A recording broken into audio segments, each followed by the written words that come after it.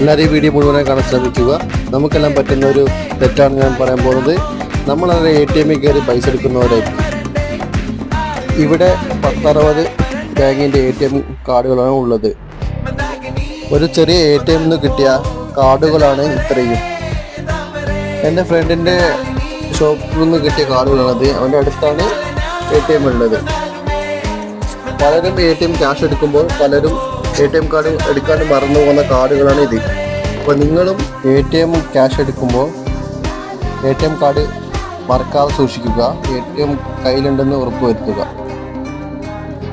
ഈ വീഡിയോ ഉപകാരപ്രദമാണെങ്കിൽ നിങ്ങൾക്കും നിങ്ങളുടെ ഫ്രണ്ട്സിന് ഷെയർ ചെയ്ത് കൊടുക്കുക.